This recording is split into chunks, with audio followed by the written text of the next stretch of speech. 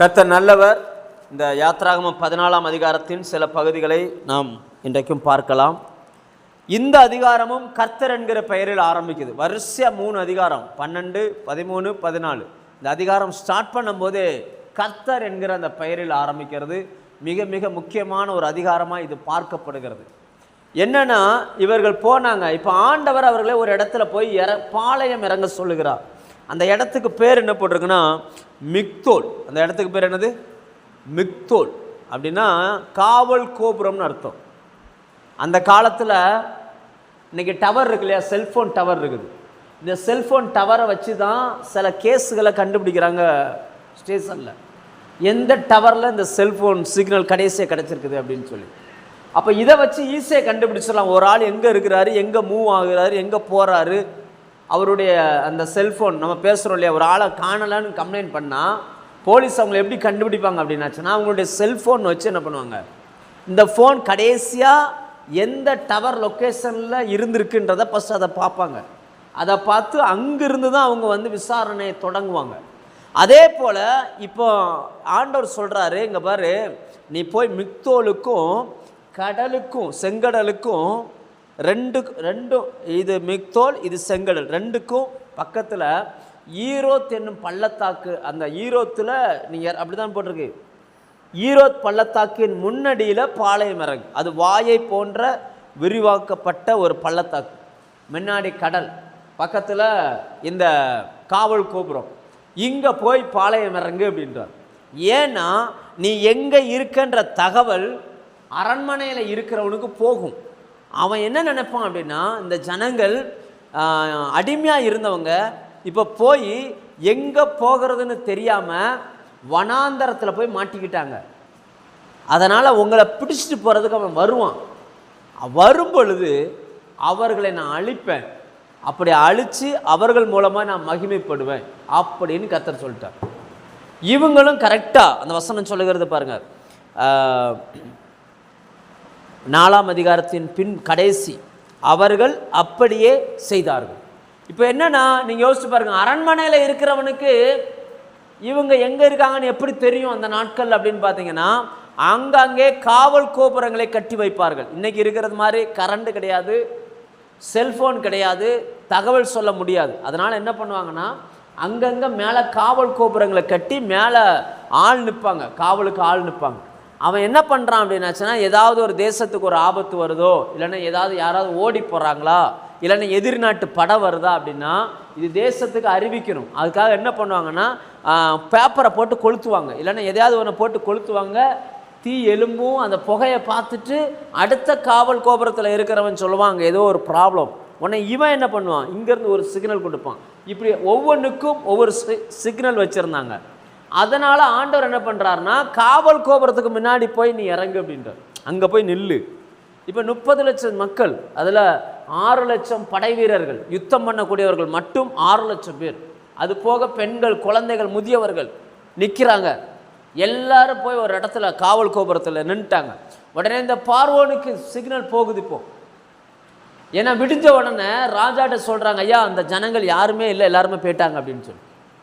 நீங்கள் யோசிச்சு பாருங்கள், ஒரு பெரிய பணக்கார வீட்டில் இதுவரைக்கும் வேலைக்காரனை வச்சே வேலை செஞ்சு பழகிட்டாங்க. திடீர்னு வேலைக்காரங்கெல்லாம் லீவ் போட்டாங்க அப்படின்னா இவங்களுக்கு சமைக்கவும் தெரியாது, காப்பி போடவும் தெரியாது, வீடு கூட்டவும் தெரியாது, பாத்திரம் கழுவவும் தெரியாது, எவனுக்கும் கார் ஓட்டவும் தெரியாது, தோட்ட வேலையும் தெரியாது, ஒன்றுமே தெரியாது.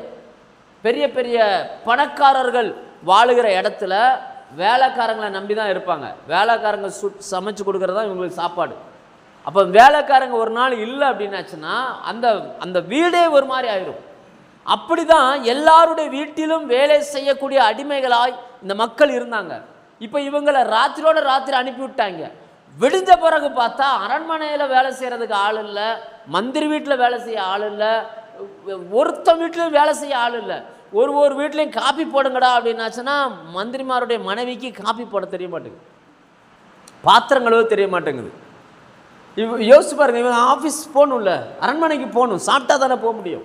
இவங்க இதுவரைக்கும் சமைச்சே பழக்கப்படலை, வேலைக்காரர்களே செஞ்சுருக்கிறாங்க. இப்போ அதனால் ஒவ்வொருத்தனுக்கும் லேட் ஆகுது. யாருக்கும் துணி துவைக்க தெரிய மாட்டேங்குது, வீட்டு வேலை செய்கிறதுக்கே தெரிய மாட்டேங்குது. நிறைய வீடுகளில் வேலைக்காரங்களே நம்பி இருக்கிறாங்க. திடீர்னு 4 வேலைக்காரங்க வரல அப்படின்னாச்சுன்னா அவங்களுக்கு கையும் ஓடாது காலும் ஓடாது. இந்த கல்ஃப் கண்ட்ரிலெலாம் குழந்தைகளை பார்ப்பதற்கென்று வேலைக்காரர்கள் உண்டு. இந்த குழந்தைங்க யாரோடு அட்டாச் ஆகும் அப்படின்னு பார்த்தீங்கன்னா அந்த அந்த குழந்தைய பார்த்துக்கிடுவாங்கல்ல அவங்கக்கிட்ட தான் சேரும். இந்த அம்மாவும் வேலைக்கு போகிற ஆளாக இருப்பாங்க. அந்த குழந்தைய பெற்றெடுத்த அம்மாவும் வேலைக்கு போகிற ஆளாக இருக்கும், அப்பாவும் வேலைக்கு போகிற ஆளாக இருக்கும். இந்த அம்மாவும் அப்பாவும் வேலை முடிச்சுட்டு வீட்டுக்கு வந்தாங்கன்னா அந்த பிள்ளைங்க அதிக நேரம் யார் கூட இருக்கும்னா அந்த வேலை செய்யக்கூட இந்த தாய் கூட, அது என்ன சொல்லுவாங்க, கேர்டேக்கர் அப்படிம்பாங்க, இல்லைன்னா அந்த குழந்தைய வளர்க்குறவங்கள அப்படி ஒரு பேரை சொல்லி கூப்பிடுவாங்க. அந்த குழந்தைய பராமரிக்கிறது தான் இவங்களுக்கு வேலையே. அந்த குழந்தைக்கு டயத்துக்கு சாப்பாடு கொடுக்கணும், குழந்தைய கூட விளையாடணும், குழந்தைய தூங்க வைக்கணும், குழந்தைக்கு எல்லாமே செய்யணும். திடீர்னு 2 நாள் இந்த அம்மா வரலன்னு வச்சுக்கோங்களேன், இந்த பெத்த தாய்க்கு இந்த பிள்ளைய வளர்க்க தெரியாது. ஆமாம், அது போகாது, சேராது. இப்போ அந்த மாதிரி ஒரு சூழ்நிலை தான் அங்கே நடந்துருச்சு. அவன் விடிஞ்சு பார்த்தா ஒரு பையனும் அங்கே இல்லை. இவங்க எங்கே போனாங்கன்னே தெரியல. இவங்க கிளம்பி போயிட்டாங்க. இவன் யோசிச்சு பார்க்குறாங்க, காப்பி போடுறான்னா இவனும் காப்பி போட மாட்டான், துணி துவைக்க மாட்டான், சமைக்க மாட்டான், ஒன்றும் தெரிய மாட்டேங்குது. உடனே அவர்கள் தங்களுக்குள் பேசிக் கொள்கிறார்கள், நம்ம எப்படி அவனை விட்டுட்டோம், விட்டுருக்க கூடாது. இத்தனை வருஷமாக நம்ம வீட்டில் வேலை பார்த்துக்கிட்டு இருந்த குடும்பம் இவங்க பாட்டுக்கு திடீர்னு போயிட்டாங்க. இப்போ நம்ம ஆளுகள் சொல்லுவாங்க இல்லையா, நீங்களே யோசிச்சு பாருங்கள். திடீர்னு ஒரு ஆள் சமைச்சிக்கிட்டு இருக்கிறாரு, அவர் வரலை, வேற ஆள் சமைக்க போகும்போது அவங்க என்ன நினைப்பாங்க, இவன் எதுக்கு போனான், இங்கே இருந்திருக்கலாம்ல. நம்ம நினைக்கிறோம்ல, சில நேரங்களில் கன்வென்ஷனில் எல்லா கன்வென்ஷன்லையும் நமக்கு ஒரு ஆரோக்கியனை சமைச்சிக்கிட்டு இருந்தார். இந்த கன்வென்ஷன்லாம் ஆரோக்கியனை இல்லை. அவர் கல்யாணம் பண்ணி கொடுத்த சர்ச்சில் கன்வென்ஷன், அவர் அங்கே போயிட்டார். இப்போ நமக்கு சமைக்கிறதுக்கு ஆள் இல்லை. ஒவ்வொரு நேரம் சாப்பிடும் போதெல்லாம் நம்ம ஆளுங்க சொல்கிறாங்க, ஆரோக்கியனை போன தடவை இருந்தார், நல்லா சமைச்சார். சொல்கிறோமா சொல்லலையா? சொல்கிறோம். இப்போ இதே போல தான் அங்கே உள்ள சூழ்நிலை. அங்கே பார்த்தீங்கன்னா வேலை செய்கிறதுக்கு யாருமே இல்லை. அதனால அந்த வசனம் அப்படியே போட்டிருக்கு பாருங்கள். 5ஆம் வசனத்தில், ஜனங்கள் ஓடி போய் விட்டார்கள் என்று எகிப்தின் ராஜாவுக்கு அறிவிக்கப்பட்ட போது ஜனங்களுக்கு விரோதமாய் பார்வோனும் அவன் ஊழியக்காரரும் மனம் வேறுபட்டு நமக்கு வேலை செய்யாதபடிக்கு நாம் இப்படி இஸ்ரவேலரை போக விட்டது என்ன காரியம், தங்களுக்குள் பேசிக்கொள்கிறார்கள். ஐயா, நீங்கள் என்ன இருந்தாலும் இப்படி சொல்லியிருக்க கூடாதியா, அவங்கள இங்கேயே இருக்க வச்சுருக்கணும். இப்போ பாருங்கள், ஒரு வேலையை நடக்க மாட்டாங்க. இந்த ரதம் கார் ஓட்ட தெரில, எவனுக்கும் டிரைவர் இல்லை, கார் ஓட்ட தெரில. டிரைவருக்கு தான் தெரியும் வண்டியில் எவ்வளோ பெட்ரோல் போடணும், எப்போ மெயின்டைன் பண்ணணும், எப்போ சர்வீஸ் கொடுக்கணும், எல்லாமே அவங்களுக்கு தான் தெரியும். இப்போ எதுவுமே தெரியாது. இப்போ எதுவுமே ஒரு வேலையை நடக்க மாட்டாங்குது. இப்படி இவர்கள் பேசிக்கொண்டு இருக்கும் பொழுது காவல் கோபுரத்துலேருந்து ஒரு சிக்னல் வருது. அந்த சிக்னல் என்னன்னா, அவன் அதை பார்த்து பார்த்து பார்த்து பார்த்து விசாரிச்சுட்டான். இப்போ புகை எழும்பிக்கிட்டே இருக்குது. இந்த காவல் கோபுரத்தில் இருக்க ஒருத்தன் ஓடி போய் அங்கே கேட்குறான், விசாரிக்கிறான், என்ன பிரச்சனை? ஓ, இப்படி இப்படி இப்படி இப்படி அரண்மனைக்கு தகவல் வந்துருச்சு. இங்கேருந்து போன கூட்டம், ஏன்னா நம்ம பார்த்தோம் இல்லையா, 13ஆம் அதிகாரத்தில் நம்ம பார்த்தோம், இவர்கள் அதாவது தேசத்துக்குள்ளே போகிறதுக்கு போனால் சண்டையை பார்த்து இவங்க பயந்துருவாங்கன்ட்டு ஆண்டவர் என்ன பண்ணிட்டார்னா அவங்கள வனாந்தர பக்கத்தில் அனுப்பி விட்டார். இப்போ வனாந்தரத்துக்குள்ளே போனால் எந்த மனுஷனையும் பார்க்க தேவையில்லை, இவங்க பாட்டு காட்டுக்குள்ளே போய்கிட்டே இருக்க வேண்டியதான். நீங்கள் இந்த நேஷனல் ஜியோகிராஃபி, டிஸ்கவரி சேனல்லாம் பார்த்தீங்கன்னா அதில் ஒருத்தன் காட்டின் ஒரு கரையிலேருந்து ஒரு ஆள் புறப்படுவார். அந்த காடு எங்கெல்லாம் போகுமோ இவர் போவார். மரங்கள், நீர்வீழ்ச்சி எல்லாம் போய் கடைசியில் வேற ஒரு பகுதிக்கு போவார். அதே போல் இந்த மனுஷன் இவங்க என்ன பண்ணுறாங்க, காட்டுக்குள்ளே போகிறாங்க, எங்கே போகணும்னு தெரியல, போகிறாங்க. சரியாக போய் ஒரு இடத்துல மாட்டிக்கிட்டாங்க. அந்த வசனம் சொல்லுகிறது, அது அவர்கள் எதற்கு எதிராக இறங்கினார்கள்னா பாகால் செபூனுக்கு எதிராக பாளையம் இறங்கினார்கள். இந்த பாகால் செபுன்னா யாருன்னா, நம்ம ஊரில் சொல்லுவாங்கள்ல, எல்லையில் ஒரு சாமியை வச்சுருப்பாங்க. இந்த எல்லையை பாதுகாப்பதற்கு, ஆமாம், அருவாளோடு நிற்கும்ல ஒரு சாமி. ஒவ்வொரு ஏரியாவிலையும் பார்த்தா தெரியும், ஒவ்வொரு எல்லையிலையும் அந்த ஊரினுடைய எல்லையில் சாமியை வச்சுருப்பாங்க.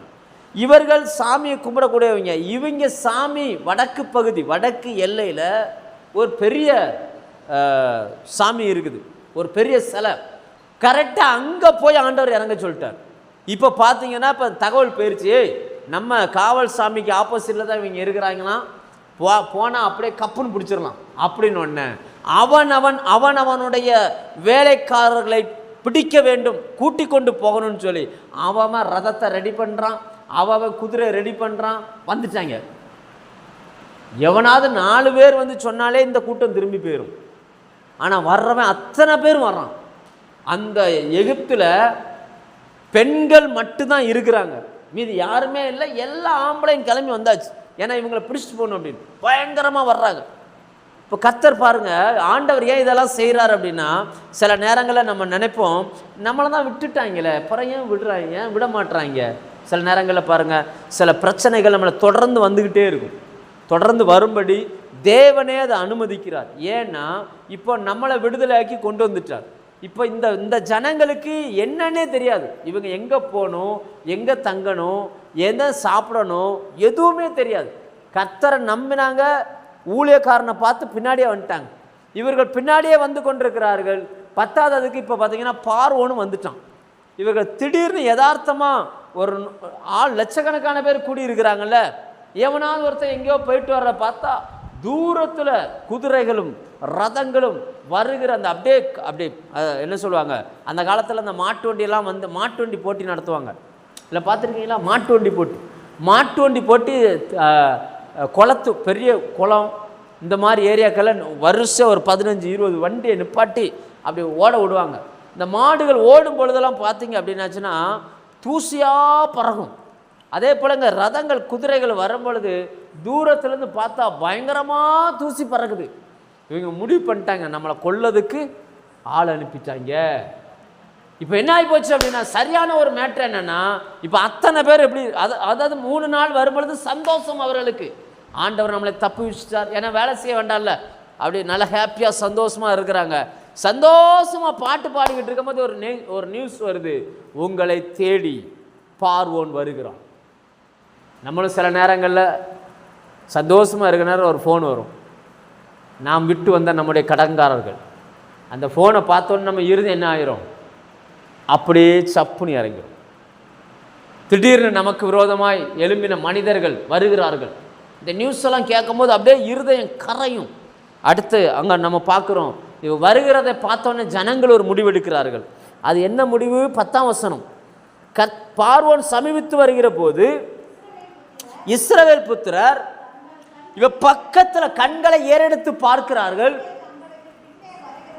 எகிப்தியர் தங்களுக்கு பின்னே வருகிறதை கண்டு இவர்கள் ஓடல ஒளியல அப்படியே நிற்கிறாங்க. ஏன்னா ஓட முடியாது, முன்னாடி கடல், இந்த பக்கமும் அந்த மலைச்சாரல், அப்படியே செங்குத்தான மலைச்சாரல். இதை விட்டுட்டு இவங்க எங்கேயும் போக முடியாது. திரும்பி போகிற வழியில் தான் பார்வோன் வந்துக்கிட்டு இருக்கிறான். இவர்களால் ஓடவும் முடியாது, ஒளியவும் முடியாது. அவன் பக்கத்தில் வரான். அப்படி பக்கத்தில் வரும்போது இவங்க எல்லாம் என்ன பண்ணுறாங்கன்னா முக்கியமான ஒரு முடிவு எடுக்கிறார்கள். ஏய் பரவாயில்லடா, நம்ம இத்தனை பேர் இருக்கிறோம், எதிர்த்து சண்டை போடுவோம்லாம் முடிவு எடுக்கலை. ஏன்னா இவங்களுக்கு ஆயுதத்தை பயன்படுத்தவே தெரியாது. இவன் கையில் பிடிச்சா கரண்டியை பிடிப்பான், இல்லைன்னா மாட்டு சாணி அள்ளுறது, குதிரை சாணி அள்ளுறது, குதிரைகளை மேய்க்கிறது, இதுதான் இவங்களுக்கு வேலை. இவங்களால சண்டை போட முடியாது. உடனே என்ன பண்ணிட்டாங்கன்னா அப்படியே தேவனை நோக்கி ஜெபம் பண்ண ஆரம்பிக்கிறார்கள். அந்த வாசிங்க, இஸ்ரவேல் புத்திரர் கர்த்தரை நோக்கி மிகவும் பயந்தார்கள், கர்த்தரை நோக்கி கூப்பிட்டார்கள். இந்த 2 வார்த்தையும் முக்கியமானது. ரொம்ப பயந்தாங்க. ஃபர்ஸ்ட் எதிரிக்கு பயப்படுறாங்க. பயம் வந்த உடனே ஜெபம் வந்துருச்சு. நிறைய பேருடைய வாழ்க்கையில் பயம் வந்தால் ஜெபம் வருது. பயம் போயிருச்சுன்னா சொல்லுங்க, பயம் போயிருச்சுன்னா ஜெபம் போயிடும். எங்கேயாவது ஊருக்கு கிளம்பும் போது ஜெபம் பண்ணுவாங்க, தூங்கும் போது ஜெபம் பண்ணுவாங்க. ஏன்னா முழிக்கணும்ல, கெட்ட கனவு வந்துடக்கூடாது, பூராங்க கடிச்சிடக்கூடாது, எறும்பு கடிச்சிடக்கூடாது. பயம் வந்தவுடன் ஜெபிக்க ஆரம்பிக்கிறார்கள், கர்த்தரை நோக்கி கூப்பிட்டார்கள். இப்போ இவங்க ஜெபம் பண்ணுறது தப்பு இல்லை, ஜெபம் பண்ணிட்டு அடுத்த வசனத்தை பாருங்க, அதான் முக்கியம். ஜெபம் பண்ணி முடிச்சா ஜெபம் பண்ணுறாங்க, ஆண்டவரே எங்களை காப்பாற்றணும் ஜெபம் பண்ணா அதிலே நிற்கணும்ல. அடுத்த வசனம் பாருங்க, அவர்கள் மோசேயை நோக்கி, இப்போ பாருங்க, ஜெபம் பண்ணிட்டோம், கர்த்தர் நமக்கு சுகம் தருவார், நம்மளை பாதுகாத்துக்கிடுவார்னு நினைக்கல. ஜெபம் பண்ணி முடிச்சுட்டு அந்த பாஸ்டரை பார்த்து சொல்கிறாங்க, உங்களுக்கு கொஞ்சமாவது அறிவு இருக்கா? எகிப்தில் அடக்கம் பண்ண எங்களுக்கு இடம் இல்லைன்னு சொல்லி எங்கே கொண்டு வந்து எங்களை போட்டிருக்கீங்க. அவன் வாரமெல்லாம் என்னை வனாந்தரத்தில் அடக்கம், வாயின் வார்த்தை. ஏன்னா பின்னாடி நம்ம படிப்போம், இந்த கூட்டத்தில் ஒருத்தம் கூட கானானுக்கு போகலை. இவர்கள் வாயின் வார்த்தையின்படியே வனாந்தரத்தில் அடக்கம் பண்ணப்பட்டார்கள். அதாவது ஜெபம் ஒரு பக்கம், புலம்பல் ஒரு பக்கம். ஒரு பக்கம் ஜெபம், கர்த்தாவே எங்களை காப்பாற்றும். இன்னொரு பக்கம் ஐயோ என்ன செய்ய என்ன செய்ய என்ன செய்ய. இதுதான் தப்பு. அதாவது கர்த்தர் தெய்வமானால் கர்த்தர் நம்மை காப்பாற்றுவார் என்று தைரியமாக இருக்கணும். ஒரு பக்கம் ஜெபம், பயங்கர ஜெபம், ஆண்டவரே ஆண்டவரே பயங்கர ஜெபம். இன்னொரு பக்கம் ஜெபம் பண்ணி முடித்த உடனே இப்போ நடத்திட்டு வந்த ஊழியக்காரனை பார்த்து முறுமுறுக்கிறது. எங்களை வனாந்தரத்தில் நாங்கள் அங்கேயே சும்மா இருந்திருப்பேன் சொல்கிறாங்க. நாங்கள் அங்கேயே சும்மா இருந்திருப்போம்ல, இங்கே வந்து கஷ்டப்படுறதுக்கு வேலையாவது பார்த்துக்கிட்டு இருந்திருப்போம், 3 நேரம் சோறாவது கிடச்சிருக்கும். அவங்க அப்படியே சொல்கிறாங்க. அது வாசிங்க, அப்படி வாசிங்க. மோசே நோக்கி, எகிப்திலே பிரேத குழிகள் இல்லை என்றா, வார்த்தை பாருங்க, கர்த்தர் சாகரகா கூப்பிட்டு வந்தாரு. ஆனால் இவன் சொல்கிறான், சாகிறதுக்கு என்ன கூப்பிட்டு வந்திருக்கிறீங்க நீங்கள். சில நேரங்களில் சில அம்மாமார் அப்பாமாரெலாம் சொல்லுவாங்க, உன்னைய கல்யாணம் பண்ணதுக்கு நான் சாகத்தான் செய்யணும், நீ எல்லாம் ஒரு மனுஷன், நீ எல்லாம் ஒரு மனுஷி. ஆனால் கல்யாணம் பண்ணும்போது எப்படி? வாழ்விலும் தாழ்விலும் இன்பத்திலும் துன்பத்திலும். கல்யாணம் முடிஞ்சு மாதம் 2ஆம் மாதம்லாம் ஆண்டவர் எனக்கு கொடுத்த குடும்பம். இந்த மாமியாரெலாம் சொல்லுவாங்க, கர்த்தரா பார்த்து என் பிள்ளை மாதிரி எனக்கு ஒரு மருமகளை கொடுத்துருக்காங்க. அப்புறமேல என்ன ஆயிரும்? ஃபைட் வந்த உடனே இவன் என் குடும்பத்தை வாழ வைக்க வந்திருக்கா, இவன் என் குடும்பத்தை 2ஆக்க வந்திருக்கான். ஆனால் என்ன சொல்கிறது என்ன, கர்த்தர் கடவுள்கிட்ட ஜெபம் பண்ண, நான் ஜெபம் பண்ணேன், எனக்கு ஒரு நல்ல மருமகளை கொடுத்துருக்குறான். ஆனால் சண்டை வந்த உடனே இப்போ யாருக்கு விரோதமாக முறுமுறுக்கிறது? ஊழியக்காருக்கு விரோதமாக. நீங்கள் என்ன பார்த்து வச்சுருக்கிறீங்க? நீங்கள் என்ன இங்கே கூட்டு வந்து நிப்பாட்டி வச்சுருக்கிறீங்க? அந்த பின்னாடி வந்துட்டான், அவன் கொல்ல போகிறான், நான் சாக போகிறேன், நான் தான் அப்போவே சொன்னோம்ல நான் வரமாட்டேன்னு சொன்னேன், நீங்கள் எதுக்கு இப்படி பண்ணீங்க? அவங்க பின்னாடி சொல்கிறாங்க, நாங்கள் எகிப்திலே இருக்கும்போது எகிப்திலிருந்து எங்களை புறப்பட பண்ணினதினால் எங்களுக்கு இப்படி செய்தது என்ன? நாங்கள் எகிப்திலே இருக்கும்போது நாங்கள் எகிப்தியருக்கு வேலை செய்ய எங்களை விட்டுவிடும் என்று சொன்னோம் அல்லவா? நாங்கள் வனாந்தரத்திலே சாகிறத பார்க்கிறோம். நான் பிறந்ததுலேருந்தே வேலை செஞ்சுக்கிட்டு தான் இருக்கிறேன். நான் வேலை செய்கிறது ஒன்றும் எனக்கு பிரச்சனையே கிடையாது. அனாவசியமாக தேவையில்லாமல் என்னை கொண்டு வந்து இங்கே உள்ளே போட்டு இவ்வளோ பிரச்சனைக்குள்ளே சிக்க விட்டு இப்படி பண்ணிட்டீங்களே அப்படின்னு சொல்லி முறுமுறுக்கிறார்கள். நன்றாய் புரிந்து கொள்ளுங்க. ஜெபம் பண்ணக்கூடியவங்க பண்ணுகிற பெரிய தப்பு என்னென்னா, தேவனிடத்தில் பேசிட்டா தேவன் அதை தருவார், பார்த்து கொள்வார், அவர் நமக்காக யாவையும் செய்வார் என்கிற அந்த விசுவாசம் நமக்கு எப்போவுமே இருக்கணும். ஜெபிக்கும் போது மட்டும் அதை தான் அந்த வசனம் தெளிவாக எழுதுது. கர்த்தரை நோக்கி கூப்பிட்டார்கள், மிகவும் பயந்தார்கள். கர்த்தரை நோக்கி கூப்பிட்டும் காக்கை குஞ்சுக்கும் பதில் கொடுக்குற ஆண்டவர் இவர்களுக்கு பதில் கொடுக்காமலாம் போயிடுவார். அப்போ இந்த ஜனங்களுக்கு தன் கூட இருக்கிற தெய்வம் எப்படிப்பட்டவர் என்கிற அந்த நாலேஜ் இல்லை. அதனால் ஒரு பக்கம் ஜெபிக்கிறாங்க, ஒரு பக்கம் முறுமுறுக்கிறாங்க, ஒரு பக்கம் ஜெபிக்கிறாங்க, ஒரு பக்கம் குறைவுபடுகிறாங்க, ஒரு பக்கம் ஜெபிக்கிறாங்க, அந்த ஜெபத்தை இவங்களே நம்ப மாட்டுறாங்க. நான் என்ன சொல்கிறேன், கர்த்தர் உங்களுக்கு கொடுத்த விசுவாசம் உங்களுக்கே உதவி செய்யலைன்னா யாருக்கு உதவி செய்யும்? யாருக்கும் உதவி செய்யாது. இப்போ இந்த கேஸ் அப்படியே போகுது, மோசேகிட்ட போகுது. மோசே இவர்களில் ஒருவர் தானே, எல்லாருக்கும் இருக்கிற மாதிரி தானே அவருக்கும் இருக்கும். அவர் என்ன சொல்கிறார் பாருங்க, 13ஆம் வசனம். அப்பொழுது மோசே ஜனங்களை நோக்கி அவர் சொல்றார், அவர் தைரியப்படுத்துறார், பயப்படாதப்பா, நீங்க எதுவுமே செய்ய தேவையில்ல, நீங்க நின்று வேடிக்கை மட்டும் பாரு, கர்த்தர் உங்களுக்கு செய்ய ரட்சிப்பை பாருங்கள். இன்றைக்கு காண்கிற எகிப்தியரை என்ன காரணம்னா, மோசேக்கு ஒரு நம்பிக்கை வந்துருச்சு. ஒரே இரவில் நிறைய பேரை அடித்து காலி பண்ணிட்டார், நிறைய வீடுகளில் மரணம். இப்போ இவங்க வர்றானுங்க, ஆனால் மோசைக்கும் தெரியாது கடல் திறக்கப்படும், வழி திறக்கப்படும்லாம் மோசைக்கும் தெரியாது. அவர் என்ன சொல்கிறாருன்னா, கர்த்தர் உங்களுக்காக யுத்தம் பண்ணுவார், நீங்கள் சும்மா இருப்பீங்க அப்படின்னு சொல்கிறார். அதாவது ஒரு யுத்தம் வரும், சண்டை வரும், கர்த்தர் பண்ணுவார், நீங்கள் பயப்படாதீங்க. இதே மாதிரி தானே ராத்திரி நேரத்தில் நம்மலாம் அமைதியாக தூங்கினோம், ராத்திரியாக பார்வோனுடைய தலைப்பிள்ளைகளை அழித்தார்ல, அதே மாதிரி ஏதோ ஒன்று கர்த்தர் செய்வார், நீங்கள் பயப்படாதீங்கன்னு சொல்லி அவரை தைரியப்படுத்துகிறார். தைரியப்படுத்திட்டு அடுத்து பாருங்கள், ஒரு தலைவனும் ஒரு சாதாரண என்ன என்ன வித்தியாசம்? அந்த தலைவன் அப்படியே திரும்பி கர்த்தரை பார்த்து முறையிடுகிறான். அந்த வசனம் எப்படி போட்டிருக்கு பாருங்க. அப்பொழுது கர்த்தர் மோசேயை நோக்கி, நீ ஏங்கிட்ட எதுக்கிட்ட சண்டை போடுற அப்படின்றார். முறையிடுகிறதுனா என்னென்னா ஆதங்கத்தை வெளிப்படுத்துறது. ஏன்னா லட்சக்கணக்கான மக்கள் நீங்கள் நின்றுட்டு இருக்கிறாங்க. இப்போ இத்தனை பேருக்கு விடுதலை வேணும், இத்தனை பேர் பாதுகாக்கப்பட வேண்டும். இந்த தேவனுடைய மனுஷன் போய் கர்த்தர்கிட்ட முறையிடுகிறான், வாதாடுகிறான். ஆண்டவரே ஏன் இப்படி நடந்துச்சு, ஏன் இப்படி நடந்துச்சு அப்படின்னு. அப்போ ஆண்டவர் சொல்கிறாரு, நிதானமாக ஒரு பதில் சொல்கிறாரு, புறப்பட்டு போங்கள் என்று இஸ்ரவேல் புத்திரருக்கு. ஆனால் இவர் என்ன சொல்லிட்டு வந்திருக்காரு?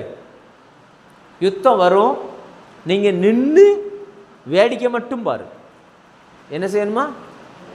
நீ வேடிக்கை மட்டும் பாரு, யுத்தம் வரும். இது தலைவன் சொல்லிட்டு வந்திருக்காரு. இப்போ ஆண்டவர் சொல்கிறாரு, அவனை நிற்க சொல்ல வேண்டாம், போக சொல்லு. எங்கே போகணும்? இந்த பக்கம் போனால் பார்வோன் வர்றான், இந்த பக்கம் போனால் கடல், எந்த பக்கம் போகணும்? ஆண்டவர் சொல்கிறார், போக சொல்லு அப்படின்றார். நீங்கள் யோசிச்சு பாருங்கள், இந்த பதிலை அவங்க ஏற்றுக்கிடுவாங்களா? நிறைய நேரங்களில் நாம் எங்கே தடுமாறுகிறோம் என்றால், நாம் விரும்பினபடி பதில் வந்தால் நாம் ஏற்றுக்கொள்வோம். நம்ம இடத்தில் பேசுவது கர்த்தர் என்று. நாம் விரும்பாத ஒரு பதில் வரும் பொழுது நம்ம ஜெபத்துக்கு பதிலே வரலான்னு தான் எடுத்துக்கிடுமே தவிர, கர்த்தர் கொடுத்த பதிலாக நாம் எடுத்துக்கொள்ளவே மாட்டோம். நம்ம ஜெபிக்கிறோம், ஆண்டவரே ஃபீஸ் கட்ட பணம் வேணும் இப்படி வச்சுக்கிடும், ஃபீஸ் கட்ட பணம் வேணும்னு ஜெபிக்கிறோம். நம்ம என்ன எதிர்பார்த்துட்டு வந்து ஜெபிக்கிறோம்னா, நான் ஜெபம் பண்ணி முடித்த உடனே ஆண்டவர் எங்கிருந்தாவது யாருக்கிட்டையாவது பேசி எனக்கு பணம் தரணும் அப்படின்னு எதிர்பார்த்து வர்றோம். ஆனால் ஆண்டவர் அந்த மாதிரி எதுவுமே செய்யாமல் இன்னும் கொஞ்சம் வெயிட் பண்ணு அப்படின்னு சொல்லிட்டாருன்னு வச்சுக்கோங்க. நம்ம ஏற்றுக்கிடுவோமா? சொல்லுங்கள், ஏற்றுக்கிடுவோமா? நம்ம இருதயம் உடனே ஏற்றுக்கிடாது. ஆண்டவர் ஏன் இப்படி செய்கிறாரு? நான் எவ்வளோ ஜெபம் பண்ணியிருக்கேன், ஏன் இப்படி செய்கிறாரு? நம்ம சொல்கிறோமா இல்லையா? என்ன மாதிரி பார்க்குறீங்க? சொல்கிறோமா இல்லையா? சொல்கிறோம். அப்படின்னா என்ன அர்த்தம்னா, நாம் அந்த இஸ்ரவேல் மக்களாய் நாம் மாறுகிறோம். உன்னை புரிஞ்சுக்கிடணும், கர்த்தர் யுத்தம் பண்ணுவார். மோசைக்கு உள்ள அந்த தைரியத்தை பாருங்கள். இதுவர்களில் ஒரு மனுஷன் தான், ஆனால் அந்த மோசை தைரியமாக சொல்வார், கர்த்தர் யுத்தம் பண்ணுவார், நீ நின்று வேடிக்கை மட்டும் பாடுறா, பயப்படாதரா, கர்த்தர் பார்த்துக்கிடுவாரா அப்படின்னு சொல்லிட்டு இவருக்கு என்ன ஆண்டவர் என்ன செய்வார்னு எதுவுமே தெரியாது. ஆனால் தைரியப்படுத்துகிறார் தன் ஜனத்தை. தைரியப்படுத்திட்டு கர்த்தர்கிட்ட போய் பேசுகிறார், ஆண்டவரே என்ன செய்யணும்னு. இப்போ ஆண்டவர் என்ன சொல்கிறாருன்னா, மோசைக்கு இன்னும் அதிர்ச்சியான ஒரு சம்பவத்தை சொல்கிறாரு. அவங்கள புறப்பட்டு போ சொல்லு அப்படின்றார். நீ ஏன்கிட்ட ஜெபம் பண்ணிக்கிட்டு இருக்காண்ட அவசியம் இல்லை மோசே, நீ போய் புறப்பட்டு போ சொல்லு அப்படின்றார். இப்போ முடிவெடுக்க வேண்டிய இடத்துல தலைவன் இருக்கிறான். இந்த தலைவன் என்ன முடிவெடுக்கிறானோ அந்த தலைவனை பின்பற்றுகிற அத்தனை நபர்களும் பாதுகாக்கப்படுகிறார்கள். ஸோ இதிலிருந்து நாம் கற்றுக்கொள்ள வேண்டிய பாடம் என்னவென்றால், ஆண்டவர் நமக்கு ஒரு விடுதலை தரும் பொழுது நம்முடைய எதிரிகளின் கண் பார்க்க தான் விடுதலை தருகிறார். அத்தனை பேரையும் வரவிடுகிறார். வரட்டும், அவன் வரட்டும், பார்வோன் வரட்டும், அவனுடைய சேனை வரட்டும், எல்லாரும் வரட்டும்.